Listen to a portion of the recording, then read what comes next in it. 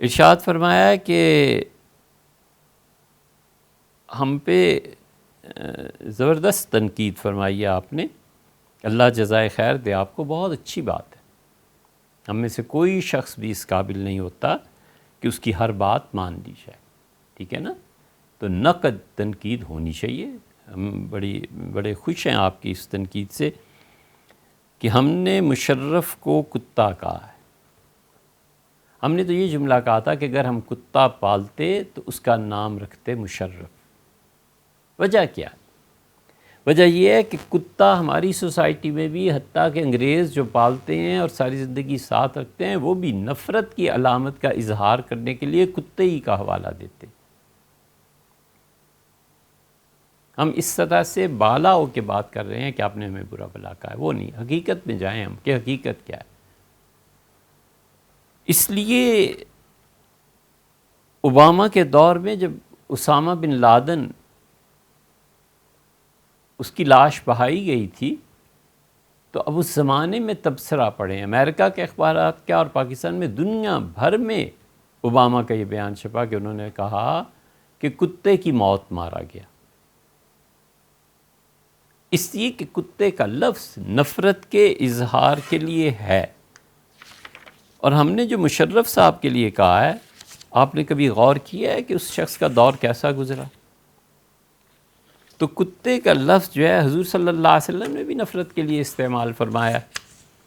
آپ نے فرمایا جب تم کسی کو کوئی تحفہ دو تو واپس نہ لینا، اور اگر تم واپس لوگے تو کل کلب یعود فی قیہ، ایسے ہی خراب چیز ہے جسے کتا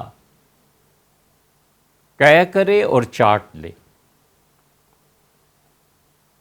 تو کتے کا لفظ نفرت کے لیے استعمال ہوا نا، لیکن باتوں میں بات چلتی ہے۔ امام ابو حنیفہ رحمۃ اللہ علیہ کی فقاہت دیکھو یار، کمال ہے اس شخص کے دماغ، کمال ہے۔ امام صاحب رحمۃ اللہ نے فرمایا تحفہ دیکھ کے واپس لینا مکروہ ہے، حرام نہیں۔ لوگوں نے کہا حضرت حرام ہے، حضور صلی اللہ علیہ وسلم نے اتنا سخت جملہ کہا ہے۔ تو انہوں نے کہا کیا جملہ رسول اللہ صلی اللہ علیہ وسلم نے؟ یہی کہا ہے نا کہ کتا کہہ کر کے چاٹ لے۔ یہ فعل اتنا برا ہے، یہ بات اتنی بری ہے کہ دوست کو تحفہ دے کے واپس لے لے، لیکن تم سوچو کہ کتا اگر اپنی ہی قے کو دوبارہ چاٹ لے گا تو اس کے حق میں یہ نجاست اس کے حق میں تو حرام نہیں ہے نا، اس پہ تو شریعت نافذ نہیں ہو رہی کتے پہ۔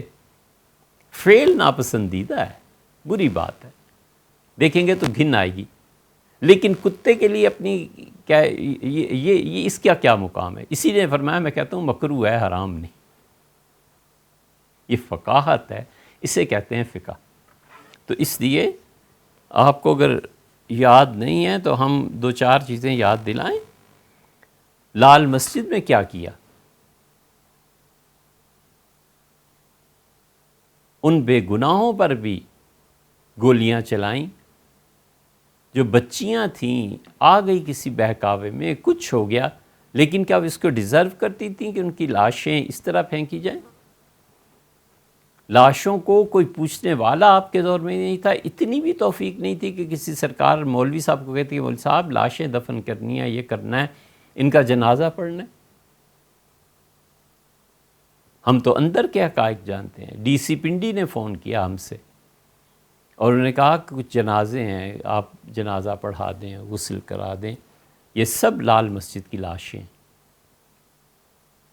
عورتوں کی بھی لاشیں۔ ہم اپنی ہمشیر کو ساتھ لے کے گئے، دوستوں کو ساتھ لے کے گئے، ہم سے پوچھیں ان لاشوں کا کیا حال تھا، ہم سے پوچھیں اس سے کتنی بو آ رہی تھی، اور ہم سے پوچھیں وہاں کیا ہو رہا تھا۔ یہ اس مشرف کے دور میں ہوا ہے، اور حرام ہے جو ان کو ذرا بھی احساس ہوا ہو کہ ہم نے کیا کیا۔ داڑھی رکھنا عذاب ہو گیا تھا، ٹوپی پہننا اس کے زمانے میں عذاب ہو گیا تھا، لوگوں نے داڑھیاں کٹا دی۔ ہم کتنے ہی لوگوں کو جانتے ہیں جنہوں نے بالکل کلین شیو کر لیا، کہ جس داڑھی والے کو دیکھو، جس ٹوپی والے کو دیکھو، پہلی بات یہ ہے کہ یہ کسی گروپ سے تعلق رکھتا ہے، گاڑی سے اتارو، گاڑی سے اتار کے اب گاڑیاں چیک ہو رہی ہیں، تھپڑ مارے جا رہے ہیں، جیلوں میں ڈالا جا رہا ہے۔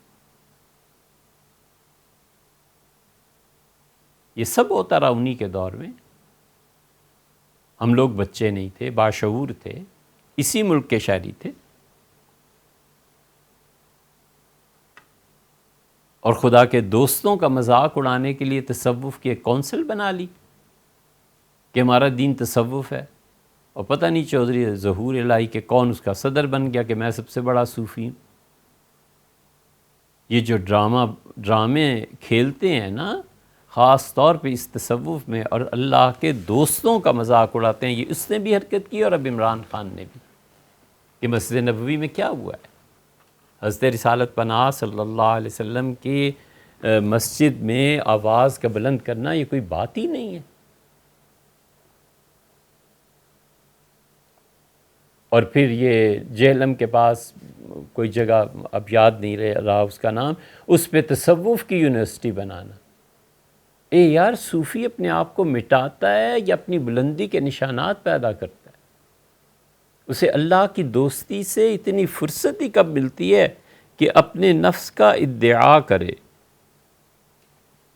سب سے بڑا گناہ اپنے وجود کا ادعا ہے۔ وجود کو ختم کرے، شعور اور وجود ان دونوں چیزوں پر غور کرے، اور شعور اس حد تک پختہ ہو جائے کہ وجود کی نفی کرے، تب جا کر کہیں اللہ کی توحید کے راستے کی خوشبو ملتی ہے۔ یہاں تصوف پہ یونیورسٹیز قائم ہو رہی ہیں، صوفی ہیں، یہ اچھے صوفی ہیں، ان سے پوچھو کتنے مراقبے کیے ہیں، کتنا ذکر اذکار کیا ہے، اللہ کی اطاعت میں کتنی زندگی بسر کی ہے، جوانی کا خون کہاں جلایا ہے۔ یہ سب خدا کے دین کے ساتھ مذاق کی باتیں۔